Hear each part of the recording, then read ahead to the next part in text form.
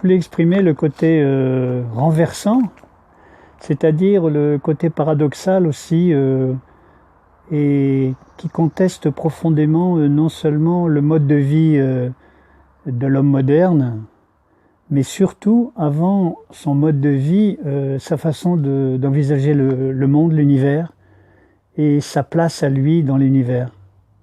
La place qu'il occupe, quel rôle il joue dans l'univers, par rapport à une civilisation matérialiste qui a quasiment exclu la vie intérieure de l'être humain. Hier, je suis tombé sur une remarque de Georges Bernanos, qui disait justement ça, qui disait que la science moderne, le scientisme, pas la science, le scientisme avait pratiquement exclu la vie intérieure du domaine public, avec une absorption de l'attention des gens uniquement vers des questions de matériel, des questions de possession, des questions de confort. Voilà, donc c'est vision renversante, c'est voir le monde dans l'autre sens. C'est aussi en rapport avec l'idée que dans l'univers, il n'y a pas de bas et de haut, il n'y a pas de gauche et de droite, tout étant relativisé sur un plan spatial, mais aussi du coup sur un plan métaphysique.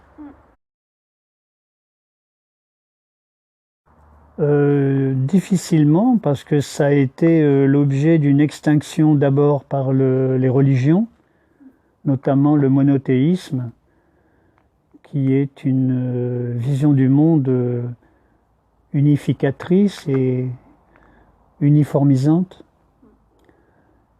Et ensuite, par 200 ans, voire plus de matérialisme, à partir de Newton, à partir de Descartes, on a déjà un essor d'une vision du monde difficilement compatible avec la vie intérieure de l'être humain. Alors dans le quotidien, c'est tout à fait applicable. Hein. Moi, je vis chamaniquement 24 heures sur 24. Comment tu fais? Comment je fais? C'est pas si difficile que ça. Je m'arrange pour me rapprocher de la nature dans ma vie quotidienne. Comme tu vois, j'ai une petite maison tout à fait modeste avec un jardin. Nous cultivons, ma femme et moi, des légumes. Nous sommes dans la forêt 2 à 3 heures par jour. On vit avec les arbres, on vit avec le ciel bleu, on vit avec les nuages. Moi, j'écris mes livres, j'anime mes stages. Et j'encourage, j'invite les gens à vivre comme ça, à faire une révolution pacifique en fait. C'est pas cette fois-ci, la société est tellement partie, la société moderne est tellement partie à un extrême, dans une position extrême de cette vision du monde entre la matière et l'esprit, que on pourrait craindre, quand on en arrive à un certain extrême, un basculement dans l'autre sens avec une révolution violente. Moi, je ne suis pas du tout partisan que ça soit nécessaire.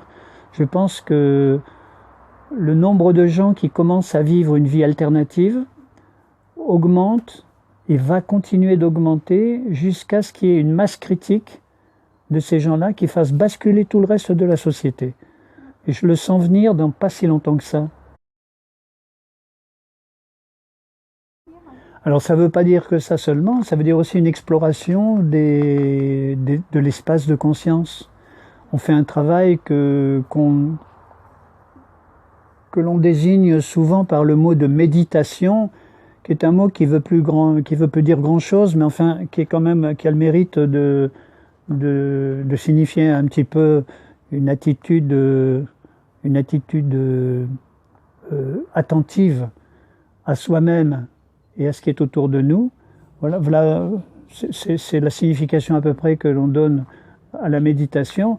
En chamanisme, on va un petit peu plus loin, c'est-à-dire on fait des exercices quotidiennement de travail sur soi qui consiste à travailler beaucoup le silence intérieur, l'instant présent, la conscience du corps et aussi une hygiène de vie particulière qui permet de rentrer dans une exploration des possibilités de la conscience et qui est très très enrichissante et qui nous permet aussi de nous rendre compte que le quotidien est merveilleux. La vie telle qu'elle est là.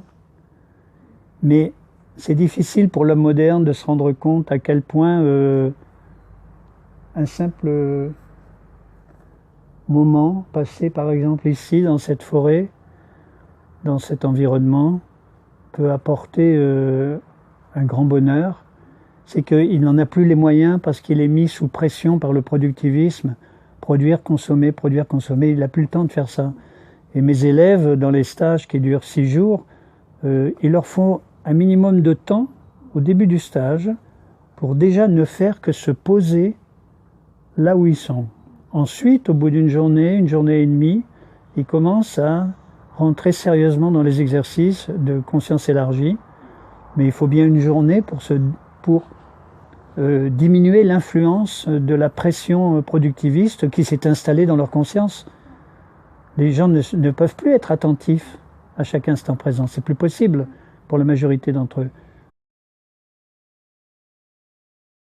En fait, Le b.a.-ba, réapprendre le b.a.-ba de la vie, comme si on était des petits-enfants à qui on apprenait à vivre, à vraiment vivre, quoi. C'est ça la vie intérieure.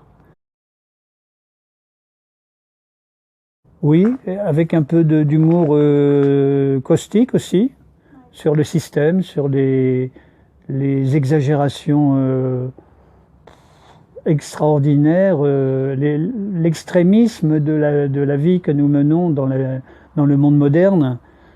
J'ai la chance de jouer beaucoup avec les paradoxes dans mes écrits et de renverser des phrases qui permettent de créer un choc, un petit choc intellectuel qui permet de dire mais oui, c'est un peu, pour te donner un exemple, il y a un proverbe chinois que je viens d'écrire à un monsieur très connu de l'intellectualisme français. Le sage sait qu'il croit, le sot croit qu'il sait. Bon, des paradoxes comme ça, des renversements de pensée renversante, des renversements de phrases, on peut jouer beaucoup avec ça pour créer des prises de conscience chez les gens. oui. Et c'est ça le but d'une littérature de ce genre. C'est un premier pas, mais c'est pas suffisant. C'est un premier pas. Dans la mesure où l'homme moderne est très mental, et les Français en particulier, je les prends par leurs points faibles. C'est-à-dire dans les pensées renversantes, dans les visions renversantes, j'écris. Donc j'écris des livres, et dans ces livres,